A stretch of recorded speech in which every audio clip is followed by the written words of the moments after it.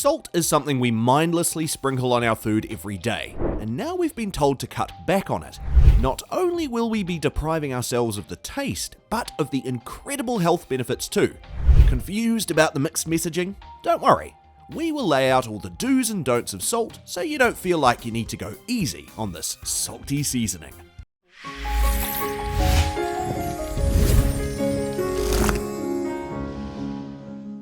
Hello and welcome to 5 Pillars Health, the channel where we show you the best ways to get healthy and stay healthy through the 5 pillars of sleep, hydration, nutrition, movement and sunlight. First, let's start off with how salt is made and where we get it from. Salt is one of the oldest known chemical practices harvested by man, and there are 3 main ways we get it: evaporation from seawater, mining salt from the earth, creating salt brines. Most commonly used salt is table salt, and is a result of creating salt brines. A man-made salt brine is created to pump water below the surface of the earth to dissolve the embedded salt deposits and create a brine. The brine is then pumped to the surface and evaporated to create the end result. It is a rather inexpensive way of producing salt, hence why table salt is the cheapest to purchase and store. Specialty salts like sea salts are harvested from the evaporation of seawater and account for only 3.5% of the world's oceans. It is naturally produced when shallow ponds or bays dry up through sun and wind exposure and large salt crystals are left behind. Of course, due to sea salt's popularity, it is also produced on a mass scale by placing seawater in large man-made ponds that are then exposed to sun and wind to get the same end result. This can only be achieved in particular climates that are dry enough to allow for evaporation, like the Mediterranean and Australia. Did you know that 220 million tons of salt are produced each year and that only 6% is used for human consumption? Although salt has a variety of uses in the modern day, we're going to look at dietary salt. Salt is necessary for so many important functions in our body, but has been incorrectly labelled as a problem. The real problem here is not salt, but another substance that is similar in colour and texture. That deadly substance is sugar. Now, you must understand that most of the sugar we eat and are exposed to today is not the same sugar our ancestors were exposed to in the form of fruit, honey, and natural cane sugar. Most modern-day sugar is refined and ultra-processed, which leads to blood sugar issues and blood pressure issues along with a host of other health problems. If you're enjoying this video, please tap the like button. It helps us bring you new content every day. People do complain about having salt sensitivities and seeing certain improvements by cutting it out, but why is that?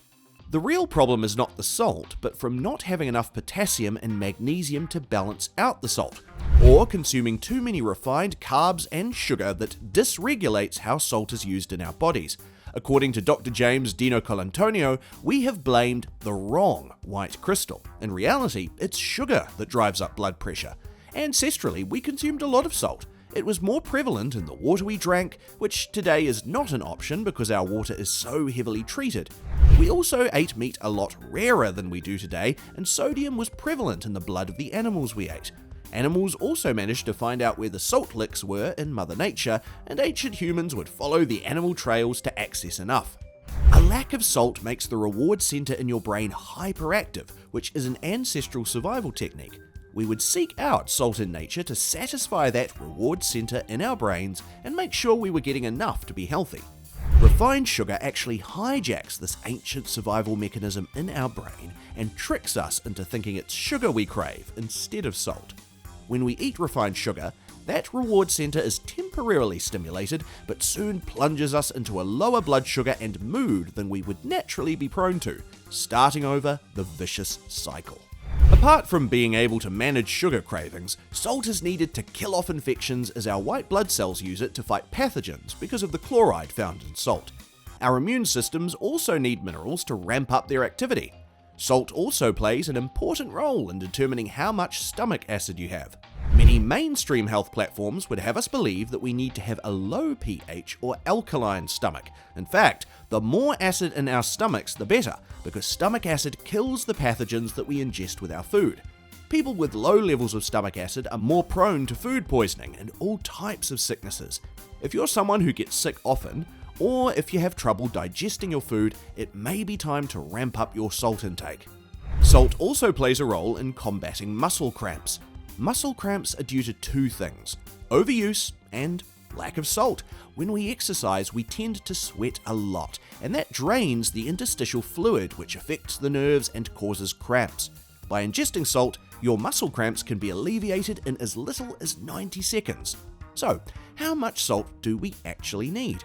Optimal sodium intake should be around 3,000 to 5,000 milligrams per day for most people if they are inactive. If you're exercising, you should be ramping it up to around 5,000 to 7,000 milligrams per day because of how much sodium you'll be losing through sweating. There are about 2,300 milligrams in a teaspoon of salt, so you should be getting roughly 2 teaspoons a day. This can be spread across food and water. If you haven't started salting your water, we suggest trying it out with some lemon and watch how much more hydrated you feel. If you're wondering whether or not you're low in sodium, there are some telltale signs that your body could be trying to show you. These symptoms include dark urine, dry skin with no elasticity, dry tongue, dizziness, low blood pressure, and thirst. Certain medical conditions cause the body to retain sodium, such as Cushing's disease or Liddle's syndrome. In this case, you shouldn't be adding extra sodium into your body.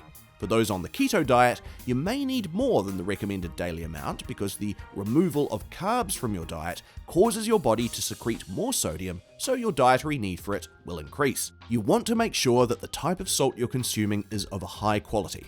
Try to avoid table salt because it is highly refined and usually has additives like anti-caking agent and dextrose, which are bad for your health. There is also a higher chance that they're exposed to pollutants and microplastics. We recommend looking for pure and organic pink Himalayan salt or sea salt, as they are created just as nature intended. For those who are very active or who don't like to salt their food a lot, there are electrolyte sachets to reach your sodium and mineral goals for the day.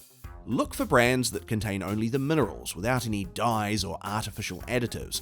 For those who want to go the extra mile, try drinking mineral water like Gerolsteiner or San Pellegrino for sodium and other minerals. Now that we know that salt is actually the good guy, what ways are you thinking of to up your salt consumption? Are you team salty water, salty food, or both? We'd like to know.